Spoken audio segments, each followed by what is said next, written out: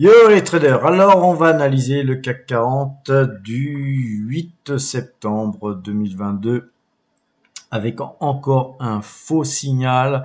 On a eu un signal d'achat aujourd'hui sur le CAC 40, donc vous voyez, ça fait pas mal de faux signaux, ce qui va réduire la performance de notre système.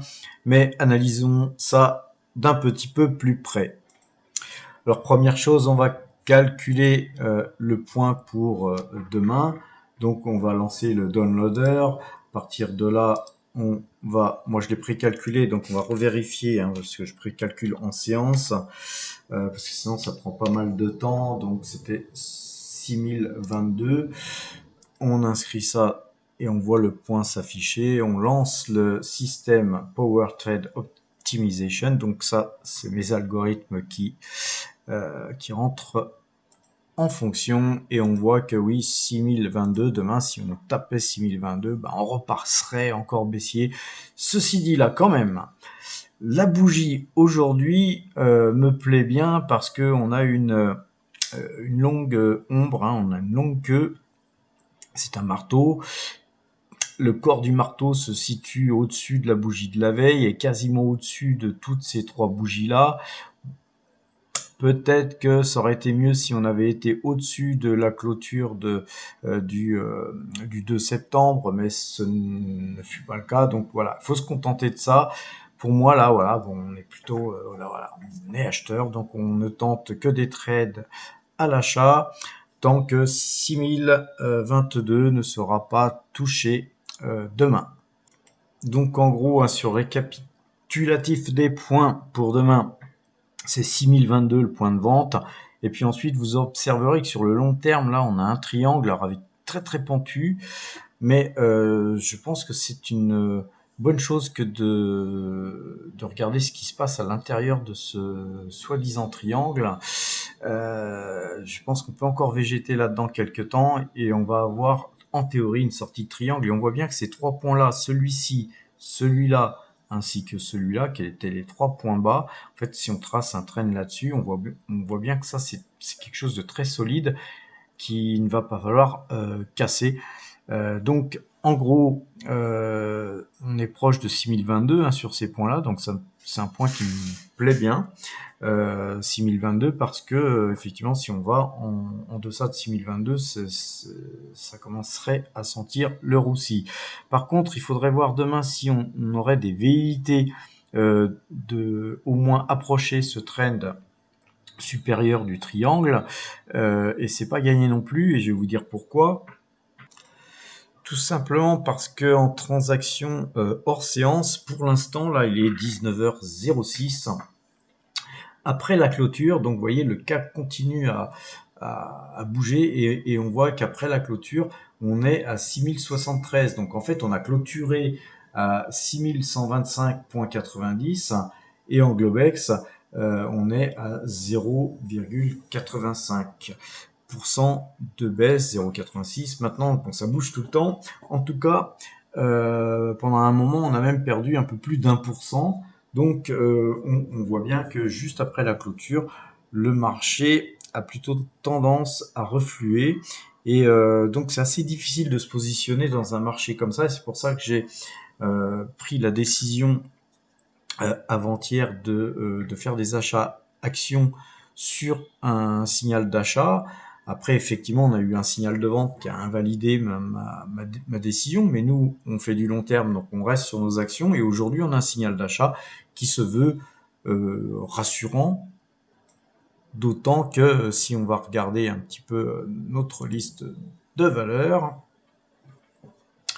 en fait, rappelez-vous, on avait vendu du total à 52,10. Regardez les vidéos si vous les avez pas vues. On avait un signal de vente avec un autre système qui fonctionne avec d'autres algorithmes.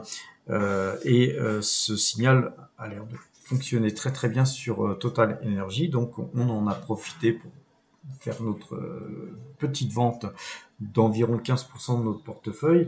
Mais en contrepartie, on a eu un signal d'achat sur le CAC 40 et donc on a acheté des valeurs CAC 40, soit qu'on avait en portefeuille des valeurs comme Crédit Agricole, comme AXA, Veolia Environnement, Schneider Electric, Engie et Airbus. Voilà. Hier, je vous rappelle qu'on a vendu l'intégralité de notre ligne Realty Income. Donc ça tombe bien, hein, je vous avais dit pourquoi. Si vous le souhaitez, bah, regardez la vidéo d'hier. Et aujourd'hui, on perd 2,18%. Donc on a eu entièrement raison de sortir de Realty Income. On a eu entièrement raison de prendre quelques bénéfices sur Total Énergie et sur 15% de notre ligne, donc c'est pas rien. Si on avait su, hein, mais si effectivement, si on lisait dans le marc de café, on aurait vendu l'intégralité de la ligne, bien sûr.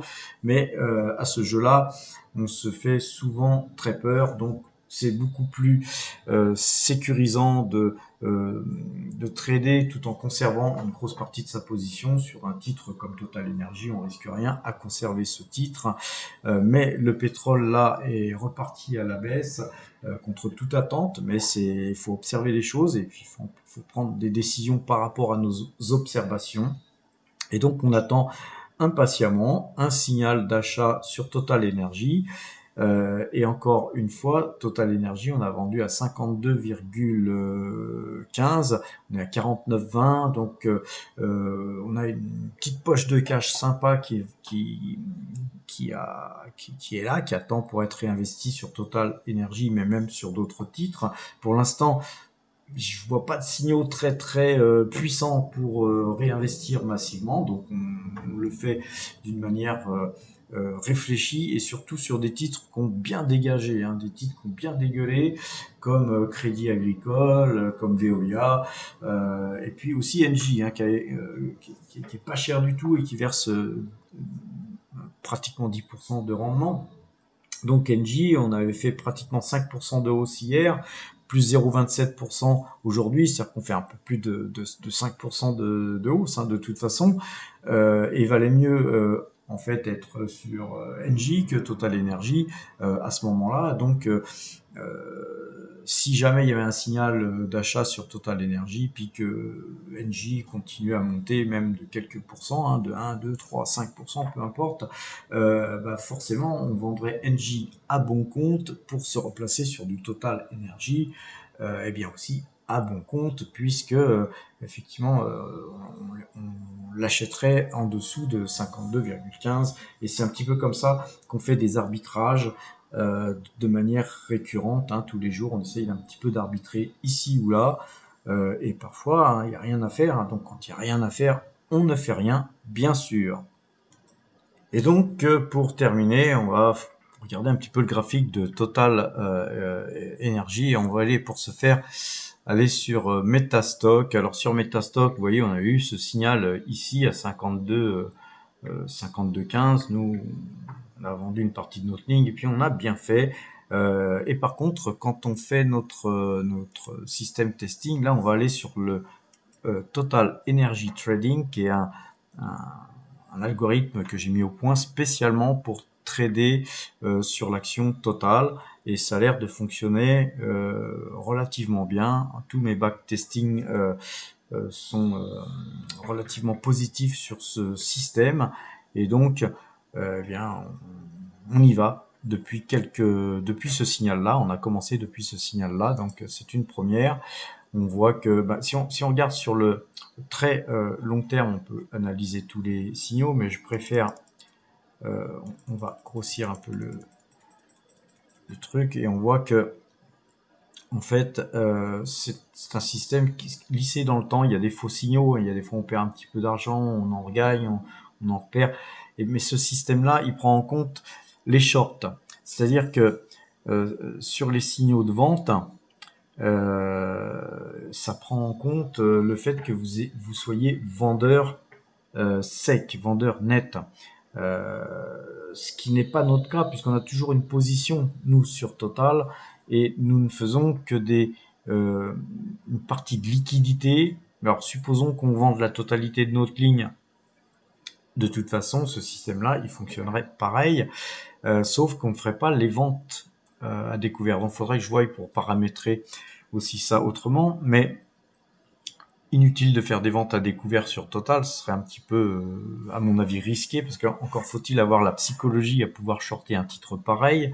Ce qui est intéressant de voir, c'est que en faisant les achats et les ventes, donc en faisant des ventes sèches, ça fonctionne aussi finalement. Sauf qu'on a quand même des grosses périodes difficiles à tenir. Nous, on tient le coup, puisque dès qu'on a acheté, même si c'est un faux signal, on reste en pause. Et on reste en pause jusqu'à ce que les cours nous donnent raison. Et un jour ou l'autre, sur un titre comme Total, surtout si vous faites de la DCA, c'est forcément un système qui fonctionnera. Ça mettra peut-être 3 ans, 5 ans, voire 10 ans, mais vous sortirez forcément gagnant sur un titre pareil à le trader en ne faisant que des achats et pas de ventes. Donc, quand on analyse le dernier signal, on voit que c'est un très beau signal et qui n'est pas terminé, donc on reste encore en attente de pouvoir la racheter sur un signal, comme je vous l'ai dit. Là, on l'a testé, je vais vous le remontrer, je reteste le truc et on voit bien que là, on n'a aucune flèche verte d'achat. Et donc, stand-by, on attend. Et je voulais vous montrer autre chose que j'aime bien regarder sur le pétrole et sur Total Energy, surtout sur Total Energy, puisque de toute façon, ça suit quand même peu ou prou les cours du pétrole.